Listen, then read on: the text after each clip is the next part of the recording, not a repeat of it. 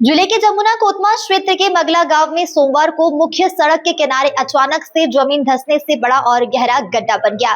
घटना के बाद ग्रामीणों में दहशत फैल गई।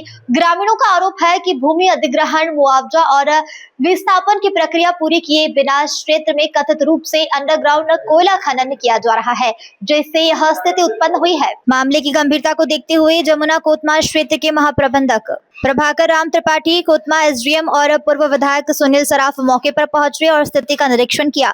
महाप्रबंधक प्रभाकर राम त्रिपाठी ने कहा कि ग्रामीणों को घबराने की जरूरत नहीं है। उनके अनुसार यह क्षेत्र डिपिलरिंग नहीं बल्कि केवल विकास का एक हिस्सा है और सुरक्षा मानकों का पालन किया जा रहा है। वहीं पूर्व विधायक सुनील सराफ ने आरोप लगाया है कि अधिग्रहण की प्रक्रिया लंबित होने के बावजूद कार्य कराया जा रहा है। उन्होंने जिला प्रशासन और SECL से मामले की निष्पक्ष एवं उच्च स्तरीय जांच की मांग की है।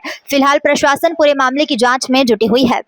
मामला ये है कि SECL वर्षों से मलगा गांव और आसपास के कई गांवों के निवासियों को धोखे में रखकर जमीन के नीचे का कोयला निकाल चुकी है कॉलरी। चूंकि नौकरी ना देना पड़े, मुआवजा ना देना पड़े, इसलिए कॉलरी इन्हें डिनाई कर रही है कि हम आपके यहाँ से अभी कोयला नहीं निकाले हैं। जब कल ये भूस्खलन हुआ, गड्ढा हुआ, तो ये तय हुआ कि नीचे तो खोखला है। यहाँ पर गांव वाले सब इकट्ठा थे। गांव वालों ने मुझे बुलाया, मैं भी आया। मैंने यहाँ कलेक्टर साहब से बात किया। कलेक्टर साहब ने SDM और GM को भेजा, तो उन्होंने इतना तो स्वीकारा कि हाँ, जहाँ पर ज़मीन धसी है वहाँ तक तो कॉलरी है, लेकिन उसके आगे नहीं है। हमने गांव का एक आध हैंडपंप भी दिखाया जो जमीन के नीचे घुस गया या जिससे हवा भी आ रही है। आप लोग से भी मेरा निवेदन है, पत्रकार लोग, आप लोग देखिएगा।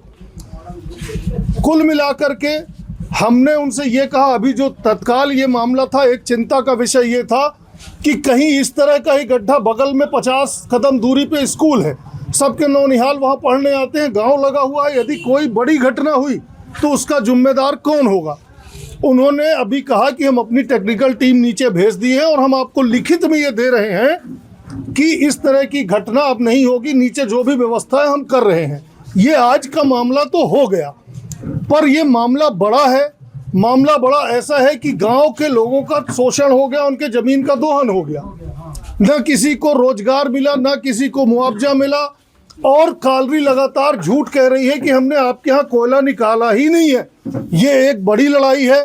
इस लड़ाई को गांव वालों के साथ मिलके हमें फिर से अलग से लड़ना होगा। हम 17 तारीख को, आगामी 17 तारीख को इनका काम रोको एक जंगी प्रदर्शन कर रहे हैं। इन्हीं सब बातों को लेके, रोजगार को लेकर के ये मुद्दा आया है कि इस मुद्दे को भी हम शामिल करेंगे और उस दिन जो है हम अधिकारियों से इस बात का जवाब लेंगे।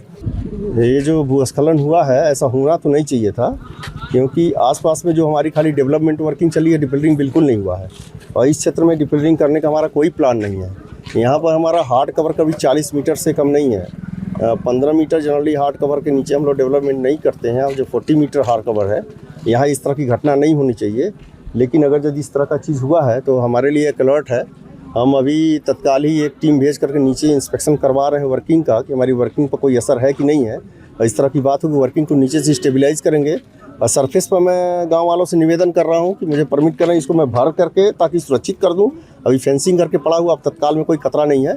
प्लस साथ ही साथ मैं मैनेजर साहब को बोला हूँ कि इस घटना को मद्देनज़र रखते हुए एक प्रपोजल इनिशिएट करें, एक साइंटिफिक एजेंसी को इन्वॉल्व करके इस पूरे इलाके का पूरा साइंटिफिक स्टडी करा करके इसकी स्टेबिलिटी का अध्ययन कर लिया जाए, ताकि वो सजेशन जैसा दें कि अगर जब कुछ इस तरह की बात फ्यूचर में हो सकती है तो इसको स्टेबलाइज करने के लिए क्या क्या कदम उठाए जा सकते हैं, तो उनके सजेशन के हिसाब से और फर्दर सुरक्षा के कदम उठाए जाएँ।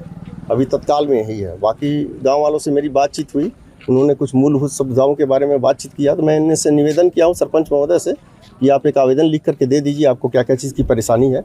मैं ऊपर प्रशासन से बात करके, प्रशासन से मिल करके जो भी होगा उसकी व्यवस्था करूंगा। धन्यवाद। ग्रामीणों का लगातार कहना है कि जो हम बोर करवाते हैं वो डायरेक्ट मशीनें अंदर चली जाती हैं, उसका कोई कारण या कि कुछ ऐसा कॉलरी का जो डेवलपमेंट एरिया है क्या वो फंस रहा है इस क्षेत्र में? नहीं सर, अभी तत्काल तो मैं उसके संबंध में कोई बयान नहीं दे पाऊंगा जब तक मैं जांच नहीं कर लूँगा, क्योंकि ये बड़ा ही प्रीमेच्योर होगा कोई स्टेटमेंट देने से।